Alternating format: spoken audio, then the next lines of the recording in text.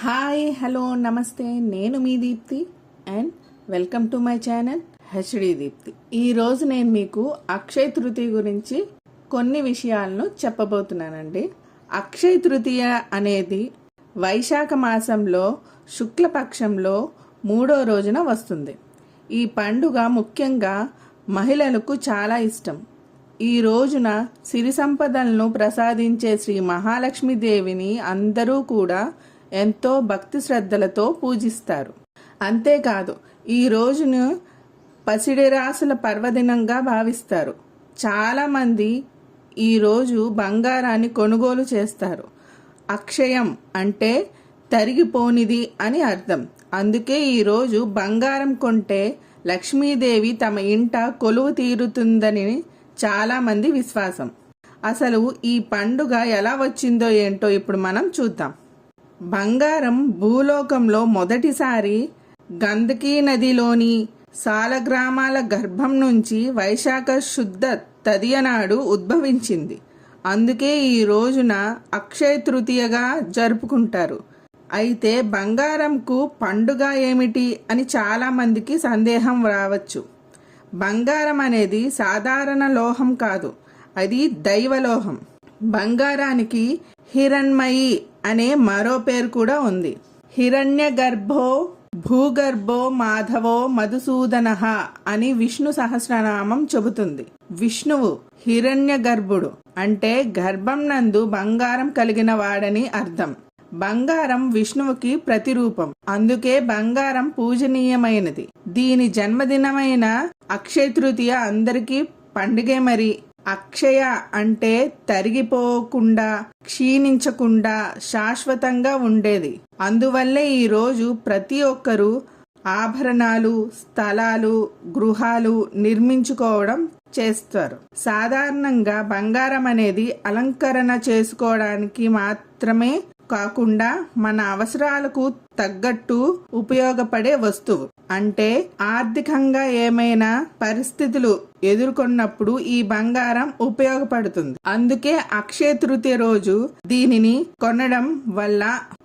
కొనడం వల్ల అదృష్టం కలిసి వస్తుందని ప్రతి ఒక్కరూ విశ్వసిస్తారు. ఈ రోజున అక్షయ తృతీయ పసిడిరాసుల పర్వదినం.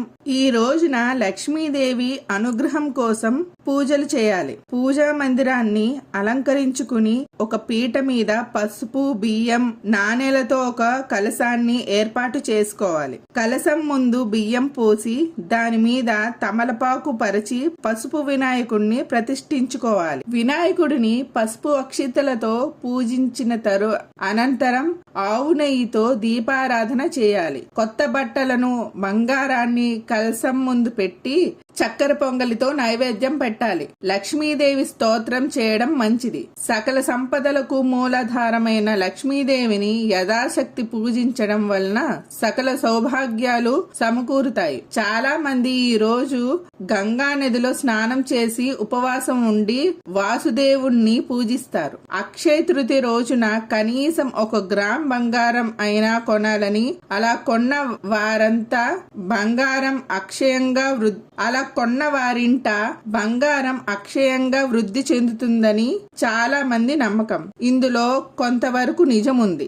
ఈ రోజు కొద్ది మొత్తంలో అయిన బంగారాన్ని కొని దాన్ని లక్ష్మీదేవి పటం ముందు ఉంచి యథాశక్తి పూజించిన తర్వాత బ్రాహ్మణునికి దానం ఇవ్వాలని అంటారు. ఆ దానం వల్ల దానం చేసే వారి ఇంట్లో బంగారం కొని పూజించడం మాత్రమే చేస్తారు తప్ప దానం గురించి పట్టించుకోరు. అక్షయ తృతీయ రోజున లక్ష్మీదేవిని పూజించడం ఎంత ముఖ్యమో దానం ఇవ్వడం కూడా అంతే ముఖ్యమని చెబుతారు.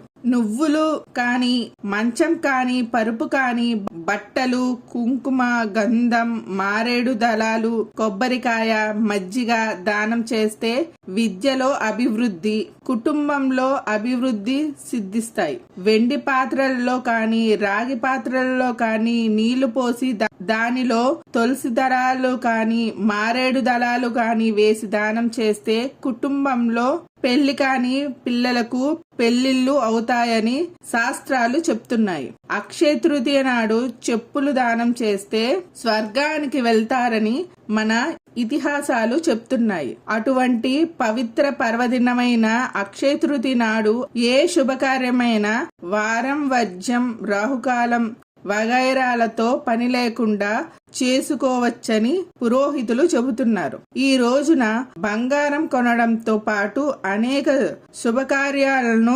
చేపట్టవచ్చును. ఇందులో పిల్లలను పాఠశాలల్లో చేర్చడం, పుస్తకావిష్కరణ, పుణ్యస్థలాలను సందర్శించడం వంటి మంచి కార్యాలని చేయవచ్చునని పురోహితులు చెబుతున్నారు. ఇంకా గృహ నిర్మాణం, ఇంటి స్థలం కొనడం, బావి తవ్వడం వంటి పలు శుభకార్యాలను ప్రారంభించడం ద్వారా మంచి ఫలితాలు చేకూరుతాయని నమ్మకం.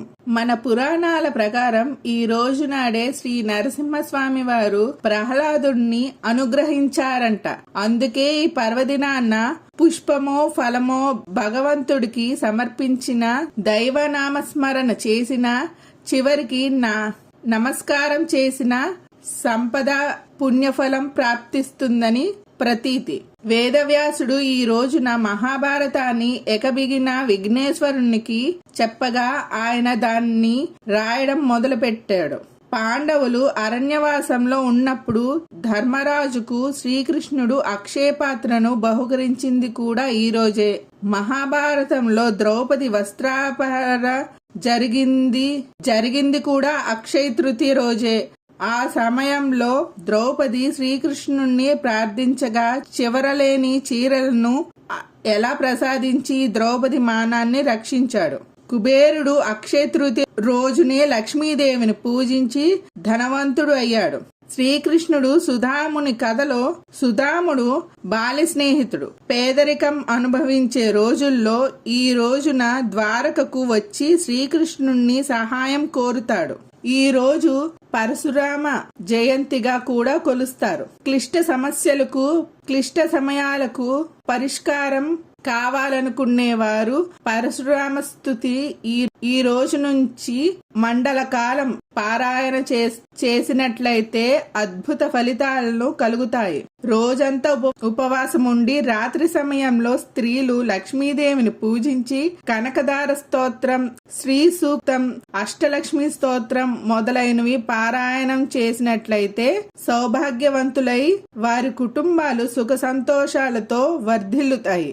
ఈ రోజున చల్లని పానీయాల్ని నారికేల, తేనె, చెరుకు రసం, గోక్షీరం మొదలైన వాటితో అభిషేకం చేసి వాటిని గృహమంతా చిలకరించినట్లయితే క్షేమ సౌభాగ్యాలతో శాంతిప్రదంగా జీవించగలుగుతారు. అక్షయ తృతీయ నాడు శ్రీ మహావిష్ణువునికి చందనం సమర్పిస్తే విశ్వమంతా చల్లగా సుభిక్షంగా ఉంటుంది. దేవాలయాల్లో ధవల వర్ణానికి అధిక ప్రాధాన్యం ఇస్తారు. ధవల పీత వస్త్రాలతో విగ్రహాలంకరణలు చేస్తారు. ఈ రోజు చేసే ఆ దానానికైనా అక్షయ ఫలితం ఉంటుంది. మనం చేసే దాన ఫలితం మన తరువాత తరాలు కూడా అనుభవించవచ్చును అనే నమ్మకం. స్వయం పాకం: బియ్యం, కందిపప్పు, 2 కూరలు, చింతపండు, మిరపకాయలు, పెరుగు, నెయ్యి, తాంబూలంతో సహా దానమిస్తే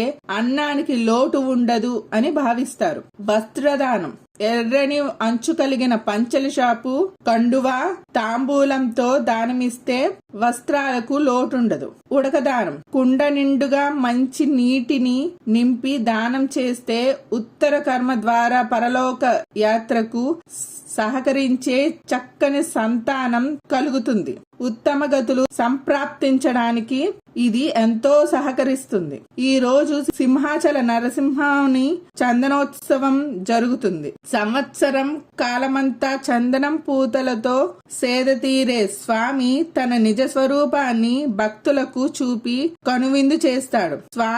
స్వామివారిది ఉగ్రరూపం కావడం వలన వారికి శాంతి కలుగుతాయని చందనాన్ని ఆయనపై లేపనంగా పూస్తారు. ఈ రోజు లక్షలాది భక్తులు స్వామివారి నిజ రూపాన్ని చూడడానికి అన్ని రాష్ట్రాల నుండి కూడా తరలి వస్తారు. శ్రీ పార్వతీ పరమేశ్వరులను, శ్రీ లక్ష్మీనారాయణలను భక్తి శ్రద్ధలతో పూజించి శక్తి మేరకు దాన ధర్మాల్లో ఆచరించి ఉత్తమ గతులు పొందుదాం. మన తోటి వారిని కూడా సుఖ సంతోషాలతో జీవించేలా సహకరిద్దాం. అందరికీ కూడా అక్షయ తృతీయ శుభాకాంక్షలు. అందరూ కూడా సంతోషంగా అలాగే సుభిక్షంగా కూడా ఉండాలని కోరుకుంటూ సెలవు తీసుకుంటున్నాను. మళ్ళీ మరొక వీడియోలో మరొక కొత్త అంశంతో మళ్ళీ కలుస్తాను. నా వీడియో కానీ మీకు నచ్చినట్లయితే లైక్ చేసి, సబ్స్క్రైబ్ చేసి, కామెంట్ చేసి, షేర్ కూడా చేయండి. ధన్యవాదాలు. Thank you. బాయ్.